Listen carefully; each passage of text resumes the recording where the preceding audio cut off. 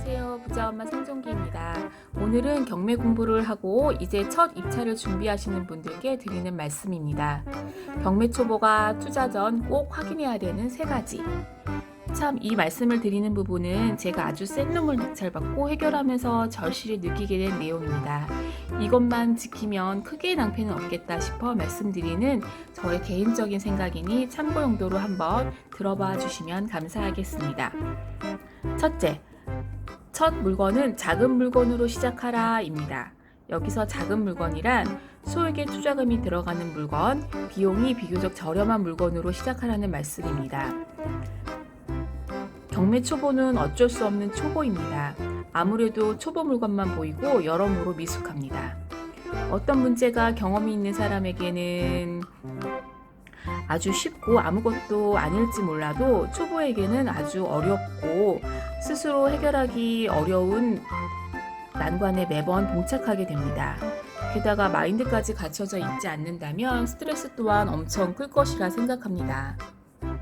남들보다 더 즐겁고 편하게 살기 위해 투자를 하는 것인데 여기에서 너무 스트레스를 많이 받고 그 문제들을 해결할 힘이 없다면 결국 투자 실패로 이어지고 또한 어렵게 공부한 경매를 다시는 보지 않을 가능성이 아주 커집니다. 지난 제 영상을 보신 분은 아시겠지만 저는 생애 첫 입찰, 첫 낙찰을 25대1 경쟁률을 뚫고 받아서 매우 좋아했었습니다. 아주 센 놈을 만난 줄도 모르고 말이죠. 하지만 이 물건이 소액 투자 물건이었고 1억 미만의 물건이었기 때문에 참 다행이다 라는 생각이 들기도 했었습니다. 소액으로 해볼 수 있는 물건으로 시작하면서 명도, 수리, 임대까지 전 과정을 한번 거치게 되면 앞으로 문제를 해결할 능력도 생기고 조금씩 요령도 자연스럽게 생기게 됩니다. 처음부터 가격이 비싼 물건을 하게 되면 혹시 모를 변수나 위험에 빠졌을 때 내 자산에 큰 타격을 줄 수도 있습니다. 내 능력과 내 마인드, 요령 등이 부족한 초보가 해결하기에는 매우 버겁기 때문입니다. 작은 물건부터 시작하여 경험한 뒤에 큰 물건을 하여도 절대 늦지 않습니다. 초보가 보는 물건은 고수에게는 그리 또 매력적이지 않을 물건일 수 있기 때문입니다. 둘째, 내 물건의 윗집 그리고 아랫집은 꼭 방문해라 입니다. 저는 경매 물건을 받을 때 사실 그 집의 초인종을 눌러서 내부를 봐라 라는 말씀을 많이 들었지만 저는 그렇게 할 자신이 없었습니다. 경매 맞은 집을 띵동한다는 게 예의가 아닌 것 같았고 용기 또한 없었습니다. 그래서 저는 어느 정도 수리를 할 마음을 가지고 있었기 때문에 굳이 집을 보지는 않고 입찰을 하였었습니다. 다른 사람들은 봐야 한다고 했지만 저는 그 집을 꼭 보고 경매를 해야 한다면 경매 자체를 아예 시작을 할 수가 없었기 때문에 저만의 방식대로 그냥 안 보고 입찰을 하였습니다. 명도를 하고 집을 본 뒤에서야 알았습니다. 왜 그 집을 봐야 하는 이유를 말이죠. 극심한 옥상 누수로 천장이며 전등의 물자국이 흥건했었습니다. 게다가 빌라 세대의 협조는 전혀 안 돼서 그 모든 비용을 혼자 부담해야 되는 상황까지 발생했었습니다. 멘붕이었지만 해결하지 못할 문제는 없다라는 말을 되새기면서 문제를 해결해 나갔습니다.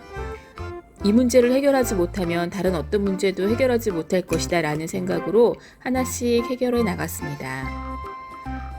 그런데 저는 또다시 입찰을 한다고 하여도 경매집을 자신있게 볼 자신이 아직은 없습니다. 그래서 얻은 결론이 그 당사자의 집은 아닐지라도 아랫집과 윗집만 보았어도 아주 큰 위기는 피할 수 있을 것이다 라는 결론을 내렸습니다.